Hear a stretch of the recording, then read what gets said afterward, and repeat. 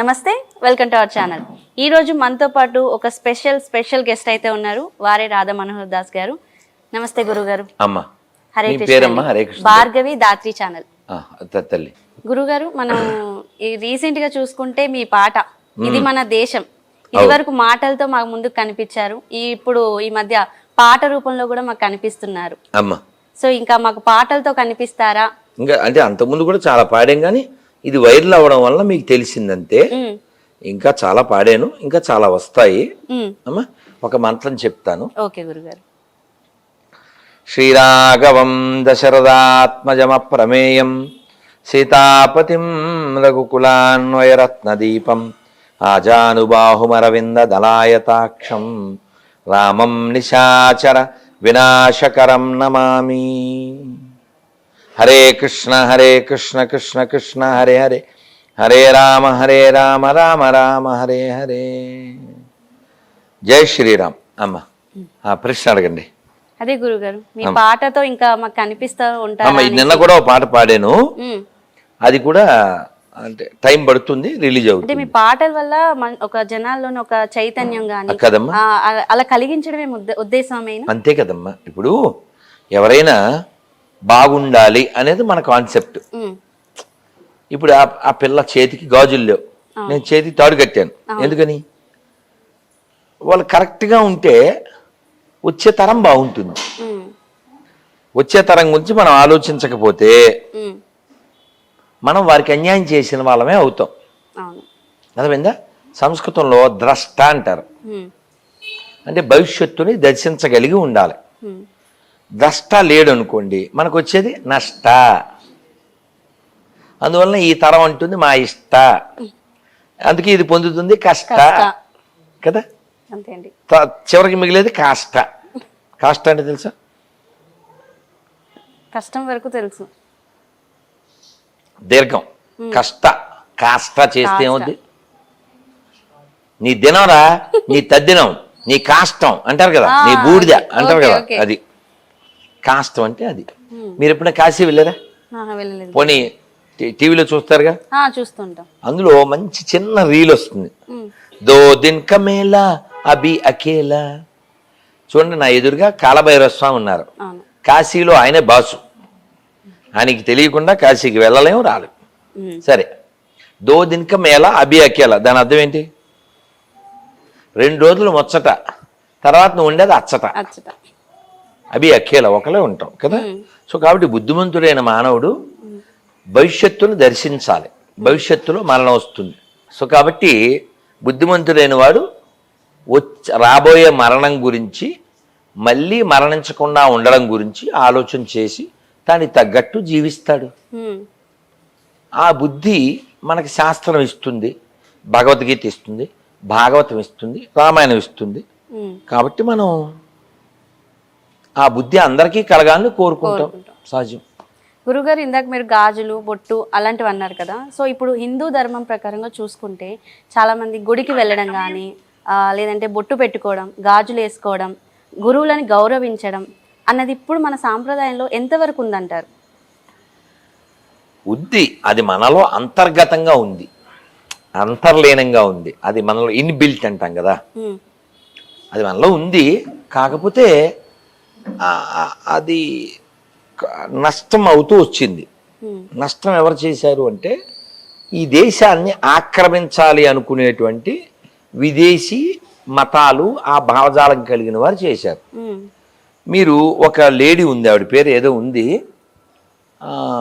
అంటే వాళ్ళని ఏదో ఫెమినిస్టులు ఏదో అంటుంటారు కదా, దేశోద్ధారకులు అనమాట. సో ఆవిడ చెప్పింది, మీరు పెళ్ళి చేసుకున్నారా అని అడిగారు ఎవరో. చేసుకున్నా. పిల్లలు అంటే ఆ ఎక్స్పీరియన్స్ ఎలా ఉంటుందా అని ఒక పిల్లోని కన్నానని చెప్పింది. నవ్వకు, కావాలితో అడుగు, నీకు తెలిసిందిగా, వెలిగిందిగా. సో అదేదో సినిమాలో ఏవిఎస్ చెప్తాడు, తెలిసిందేలే అని, అలాగన్నమాట. ఏమిటో. సో ఆవిడ ఏముంటుందంటే, నేను ఇలా కట్టుబొట్టు ఉండాలరా పిల్లలు అని నేను చెప్తాను కదా, అలా ఎవరో ఆడపిల్ల ఇలా ఉండాలని చెబితే శూర్పణఖను అవమానించడం నాకు ఇష్టం లేదు. అంటే ఆవిడని శూర్పణఖతో పోల్చి శూర్పణఖని అవమానించడం నాకు ఇష్టం లేదు. ఆవిడ అంటది అంటే ఆడపిల్ల గంగురుద్దులో ఉండాలా అంటది.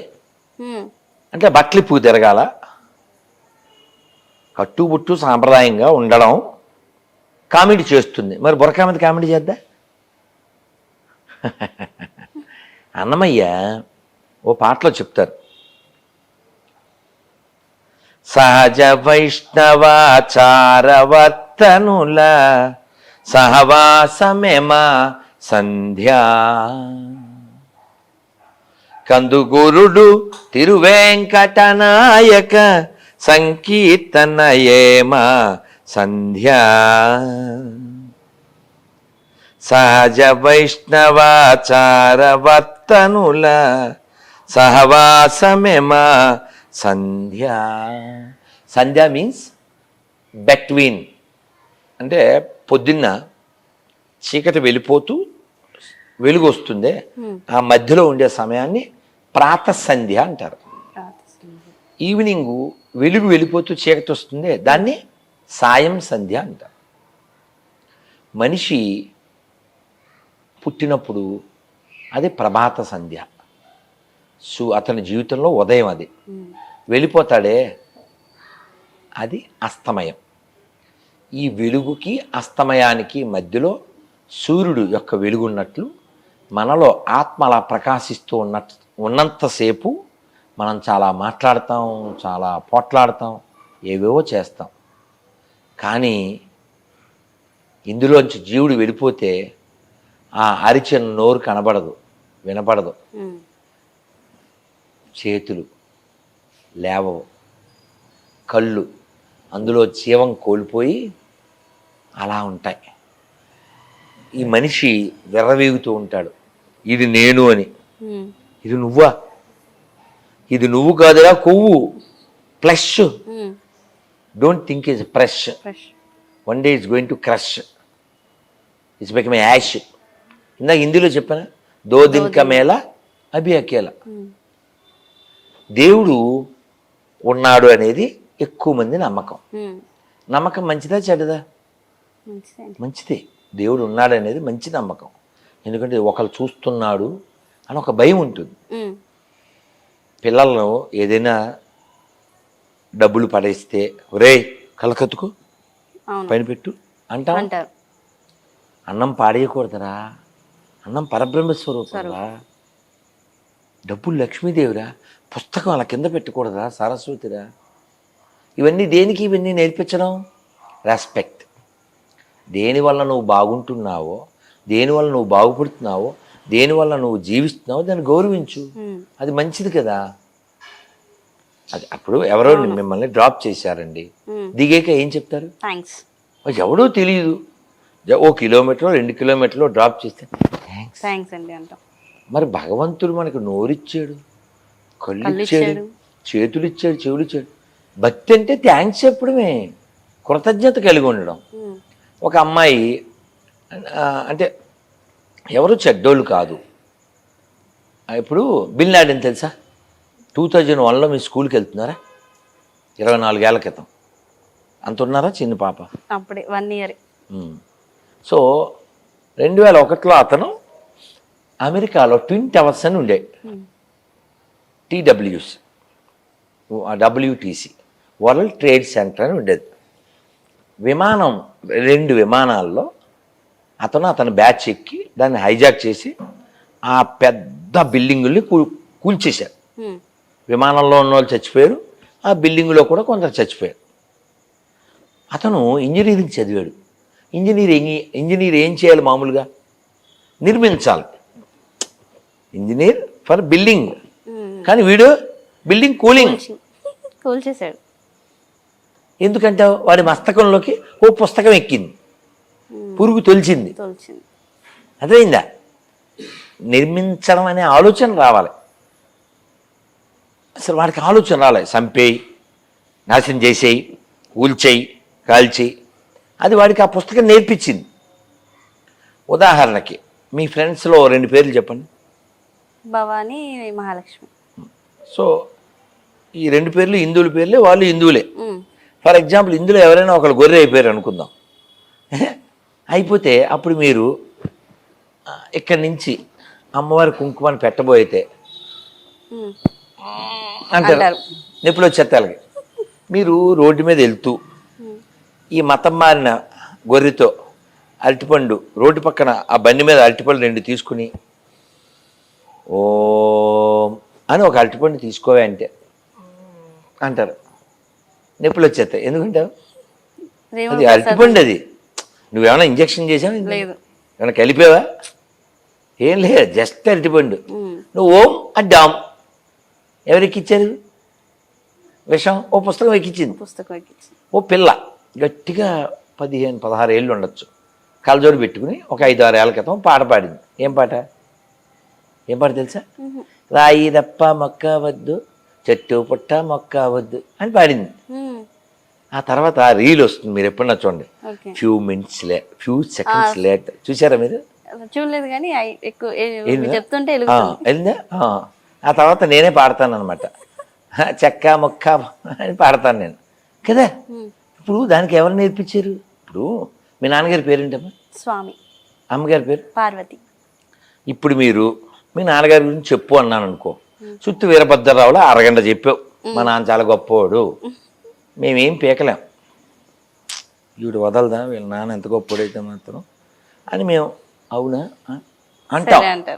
కానీ నువ్వు మీ నాన్న గురించి చెప్తూ ఒరే సురేష్ అసలు మా నాన్నతో పోలితే వీళ్ళ నాన్న వేస్ట్ అన్నావు అనుకో, అప్పుడు అదేదో సినిమాలో సుమోలు పైకి లేచినట్టు ఇక్కడ కుర్చీలు పైకి లేస్తాయి. ఎందుకని? నువ్వు మాట్లాడు, మీ నాన్న చాలా గొప్పడు, మాట్లాడు, మాకు ఇష్టం లేకపోయినా తినేస్తుందిరా బాబు అనుకుని చచ్చినట్టు తింటాం. నేను తిట్టాం,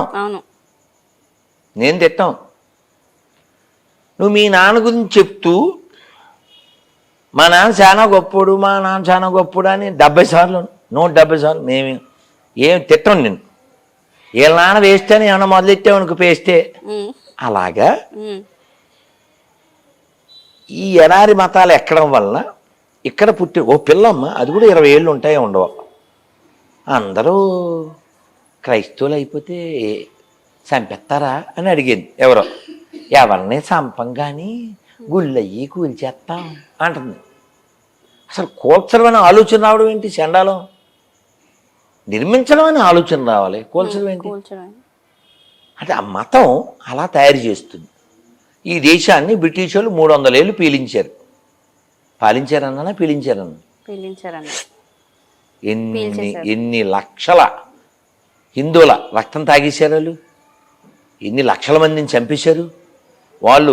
ఆథరైజ్డ్గా ఉరి తీసిన దేశభక్తులు 6 లక్షల మంది పైన ఉన్నారు. ఇంకా అనాథరైజ్డ్ వేరు, వాళ్ళు సృష్టించిన కరువు కాటకాలు వేరు. ఈ దేశాన్ని 2 ముక్కలు చేసి కొన్ని లక్షల మందిని చంపేశారు, అలా కొన్ని కోట్ల మందిని చంపేశారు. ఏం నేర్చుకోవాలి మనం? అలాంటి దరిద్రుల్ని ఈ బకర్డీ బ్యాచ్ గాళ్ళు, బకర్డీ అంటే ఏంటని అడుగుద్దేమో, నాకు కూడా తెలీదు. ఓ 3 నెలల క్రితం తెలిసింది, వాడెవడో తాగుతాడంటది, అది తాగి సచ్చాడంట, అందుకని బకర్డీ బ్యాచ్ అని వచ్చింది, అదొక మందు పేరంట. సో ఈ బకర్డీ బ్యాచ్ గాళ్ళు అంటారు ఈ బ్రిటిష్ వాళ్ళు ఆత్మీయ తల్లిదండ్రులు అంట. అంటే వీళ్ళు ఎలా చెప్తున్నారంటే, వాళ్ళ ఇంటికి వచ్చి వాళ్ళ ఇంట్లో ఆడవాళ్ళని ఎవడో మానభంగం చేసి వెళ్ళేటప్పుడు నగలో చీరలు ఇస్తే అబ్బాయి ఎంత మంచోళ్ళండి వాళ్ళు అన్నట్టు. వీళ్ళ ఇంట్లో వాళ్ళని నాశనం చేసింది వీడికి కనబడదు, వాడు చీర ఇచ్చింది బంగారం ఇచ్చింది చూస్తున్నాడు. అలాంటి లోఫర్గాళ్ళు తయారు చేస్తుంది ఎడారి మతం. కాబట్టి దేశభక్తి లేకుండా చేసేటువంటి ఎడారి మతాల నుంచి మన దేశాన్ని మనం కాపాడుకోవాలి. ఇంకోటి ఏమిటంటే, ఇప్పుడు నేను పాట పాడానా, అందులో ఏం చెప్పాను నేను?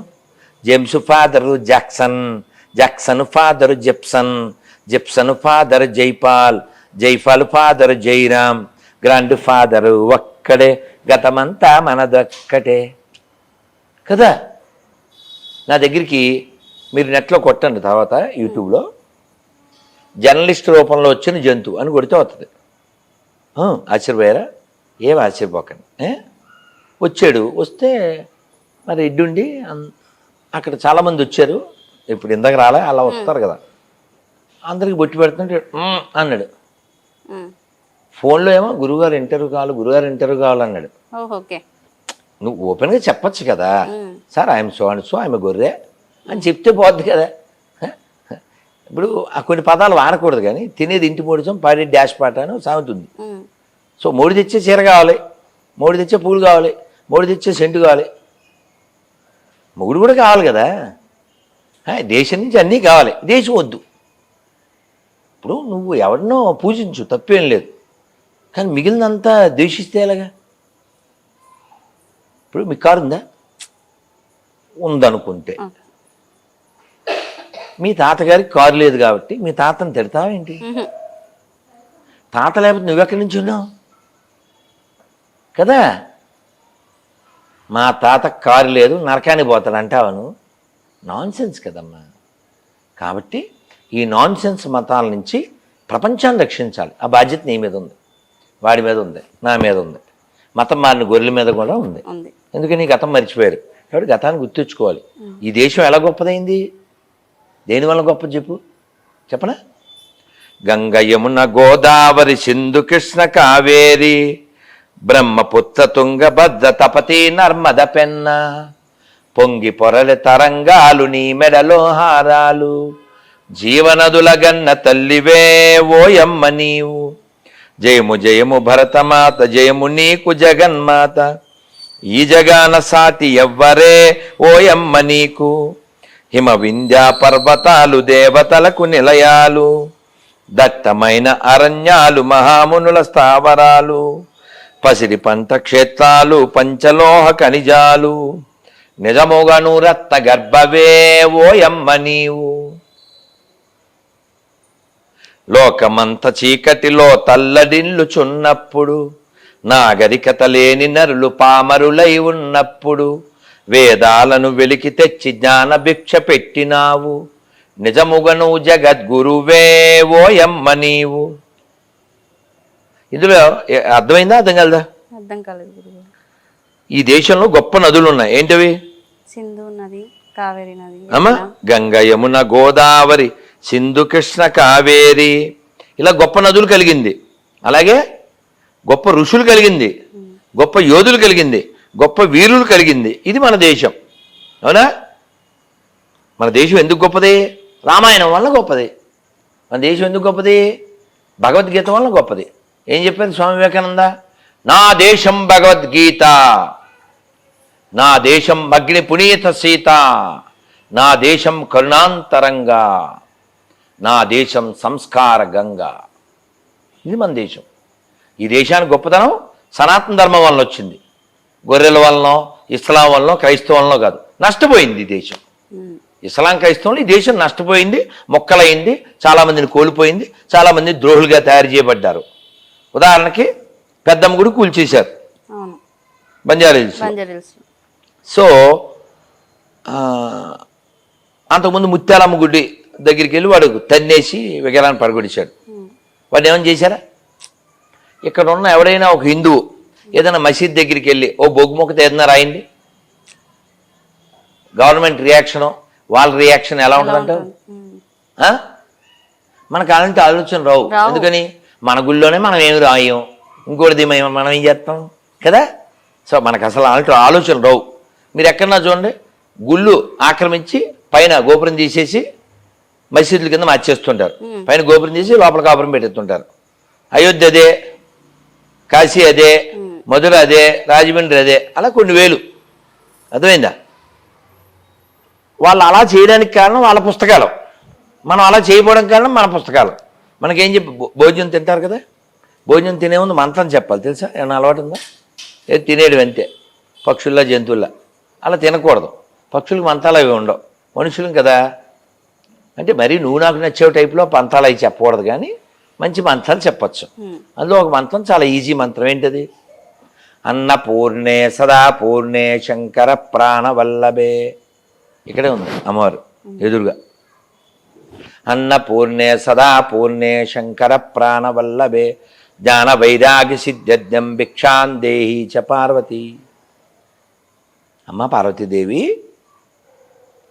నువ్వు అన్నపూర్ణవి, మాకు అన్నంతో పాటు జ్ఞానాన్ని, భక్తిని, వైరాగ్యాన్ని ప్రసాదించు అని అడుగుతాం.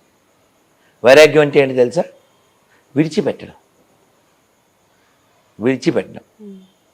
అటాచ్మెంట్ లేకుండా ఉండడం, ఇది మన కోరిక. ఇంకా ఆక్రమించడం అనే కాన్సెప్ట్ మనకు లేదు, అసలు మనకి నేర్పలేదు. మనకి ఏం నేర్పారు? సర్వే జన సుఖినో భవంతు. ఇప్పుడు మీకు దేవుళ్ళలో ఏ దేవుడు ఇష్టం?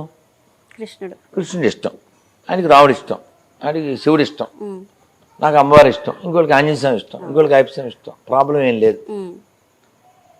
మీరు కానీ నేను కానీ ఆయన కానీ మనం ఎవరిని బెదిరించాం. నేను నమ్మిన దేవుడిని నేను నమ్మాలే, లేకపోతే నువ్వు నరకానికి వెళ్తావు అని చెప్పం మనం. ఆవిడ ఇష్టం ఆడదండి అంటాం. అలా ఒకసారి చెప్పిస్తారా? ఏ ముస్లింతో అయినా క్రిస్టియన్తో అయినా ఎవరిష్టం వాళ్ళదని చెప్పించండి.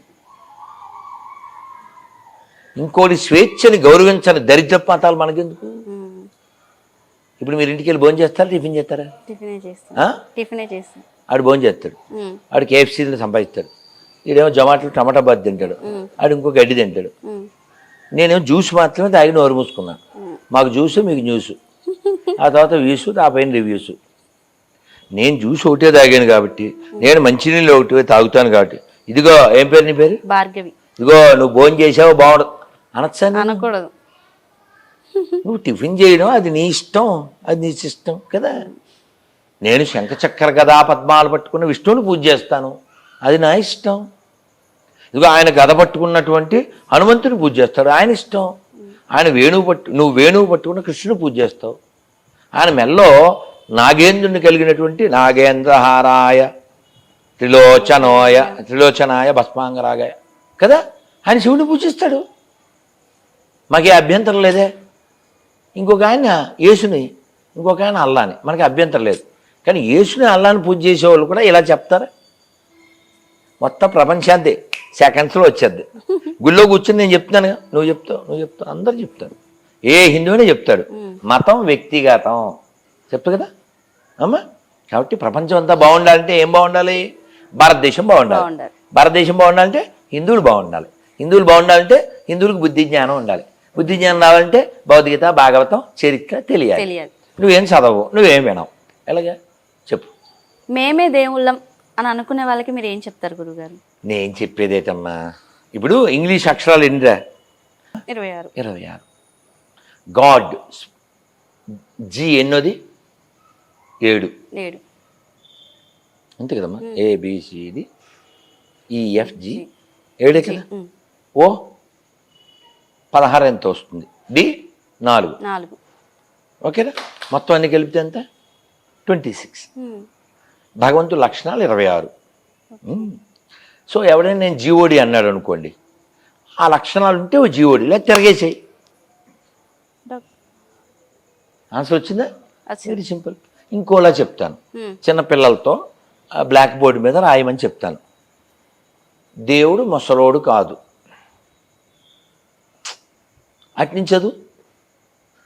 ముసలోడు దేవుడు కాదు. Very simple. ఒక ఉదాహరణకి. అలాగే గాడ్కి డెఫినేషన్ ఉంది, విష్ణు పురాణంలో చెప్పారు.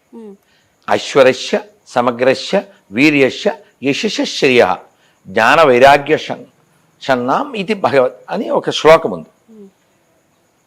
భగవంతుడు అంటే 6 ఐశ్వర్యములు కలిగినవాడు, షడ్గుణ సంపదలు కలిగిన వాడిని భగవంతుడు అంటారు. అంతేగాని కుక్కను కొట్టినట్టు కొట్టించుకున్నవాడు, తిట్టించుకున్నాడు, ఉమ్మించుకున్నాడు, ఒక హీన స్థితిలో, దీనస్థితిలో ఉన్నవాడు గాడ్ కాదు. ఎప్పుడు ఆనందంగా ఉండేవాడిని గాడ్ అంటారు. ఇప్పుడు కాశీని ఆనందవనం అంటారు, తిరుమలని ఆనంద నిలయం అంటారు. 2 ప్లేసుల్లో ఏముంది? ఆనందం. ఆనందం ఉండాలి. గాడి దగ్గరికి ఇప్పుడు నేను వచ్చే ముందు దేవుడికి ప్రణామం చేసి నమస్కారం చేసి వచ్చాను. నువ్వు వచ్చేసరికి చూడలేదు, ఇక్కడికి వచ్చి మళ్ళీ ఇక్కడ ప్రణామం చేశాను, మా ఇంటికాడ చేశా. అక్కడ దైవం ఉన్నాడని ఆ దైవాన్ని ఈ రూపంలో చూసి ఆనందపడుతుంటాం. ఓ దీపం పెడతాం, ఓ అగరబత్తి తిప్పుతాం, కొన్ని పువ్వులు పెడతాం. అంటే కనెక్ట్ టు నేచర్. నువ్వేం మాని అబ్బా రాయి రప్ప మొక్కకూడదు, నువ్వు మాత్రం ఎండిపోయిన సేవాన్ని మొక్కచ్చు కదా. తులసమ్మ చుట్టూ తిరుగుతాం, ఆరోగ్యం. ఇదేంటిది? అశ్వత్వృక్షం, తులసి, ఉసిరి, ఆరోగ్యం. వేప, ఆరోగ్యం. నువ్వేమో కిస్మిస్కి ఓ చెట్టు కొమ్మ నరికేసి దాంట్లో జీవం ఉండదు, ఒకరోజు పచ్చగా, తర్వాత దానికి లైట్లు బల్బులు ఏవో పెట్టేసి క్రిస్మస్ ట్రీ. చెట్లు నరికేసి కొమ్మలు నరికేస్తే అది ప్రకృతికి అనుకూలమా వ్యతిరేకమా? కొన్ని కోట్ల చెట్లు నరికేస్తారు తెలుసా ఈ కిస్మిస్కి. కాబట్టి ప్రకృతిని పచ్చగా ఉంచేదాన్ని మంచి మతం అంటారు, పెచ్చగా చేసేదాన్ని వ్యాపారం అంటారు కమ్మా. కాబట్టి ఈ ప్రపంచం బాగుండాలంటే హిందువుల్లా ఉండాలి. గురుగారు, అంటే మనకి ఇప్పుడు మన హిందుత్వాన్ని ఐక్యతం చేసే పండుగల్లో వినాయక చవితి వస్తుంది, దేవీ నవరాత్రులు వస్తుంది. దీంట్లో ఇంకేది అంటే బాగా చేసుకుంటే ఎలా? ఒక మంచి ప్రశ్న, ఆఖరి ప్రశ్న ఏమిటంటే, ఈ వినాయక చవితి చేసేటప్పుడు ఈ 3 రోజులు 5 రోజులు 9 రోజుల తర్వాత ఈ ఊరేగింపుగా వెళ్తారు కదా, గవర్నమెంట్ ఒక తీవ్రంగా ఒక నిర్ణయం తీసుకోవాలి, ఎవడైనా తాగితే కొరడాతో కొట్టబడును అని. కానీ గవర్నమెంటే తాగుబోతులు గవర్నమెంట్ అనుకో, మనం ఇంకేం చేయాలి. ఆ మధ్య ఎక్కడో అదేదో ఊళ్ళో ట్యాప్ పెట్టి పోసేశారు ఇలా వెళ్ళే ఎదవలకి. ఇప్పుడు మందుగుండు సామాగ్రి కాల్చు, అది సరదా. మందు ఎందుకు తాగాలి? మందు తాగడం అంటే తమోగుణం కదా, లో డిగ్రేడెడ్ కదా, అది దేవుడి టైంలో షుడ్ నాట్ కదా. ఇక్కడ ఉల్లిపాయలే తేకూడదు కదా, ఓ మురగబెట్టిన దరిద్రం డ్రైనేజీ, హౌ యూ కెన్ కదా, ఇది ఒక తప్పు. అలాగే వినాయకుడిని, ఆయనకు రూపం మన శాస్త్రం చెప్పింది, అలాగే పూజ చేయాలి. గబ్బర్ సింగు, దొంగలు ఎత్తుకెళ్ళే దొంగ, తెలీదా? సినిమాలు వచ్చినాక 1, 2 అని చెప్పి దొంగ సినిమా రాలే, ఎలాగలేదా? దొంగలంటే ఎర్రచందనం అమ్మా, వచ్చినాయి కదా, అడిగాడిగా వెలిగింది, బలి వెలిగింది. అలాంటి వికారాలు చేయకూడదు, చక్కగా సాంప్రదాయబద్ధంగా చేయాలి. అలా ఎవరైనా సాంప్రదాయ వ్యతిరేకంగా చేసి అలాంటి పిచ్చి వేషాలు వేస్తే ఆ విగ్రహాన్ని నిర్మూలించాలి, అదొకటి. మూడోది, ఆ మొదటి రోజు గణపతి దగ్గర శుక్లాంబరధరం, ఆ తర్వాత సినిమా పాటలు చెప్పు తెగేలా కొట్టాలి. ఎవరు? ఆ చుట్టుపక్కల వాళ్ళు, పోలీసులు రావాలి. దేవుడి ప్రాంగణంలో దేవుడి పాటలు పెట్టాలి. భక్తి పెంచడానికి వినాయక చవితి, హిందువులు ఐక్యత పెంచడానికి వినాయక చవితి. సినిమా పాటలు ఎలా వేస్తారా? మసీదులో చర్చిలో సినిమా పాటలు వేస్తారా? సిగ్గుండక్కర్లే నీకు? ఎవరు మారాలి చెప్పు? హిందువులు మారాలి, మారతారు, నా సిద్ధం. శిల ప్రభుపాదికి జై.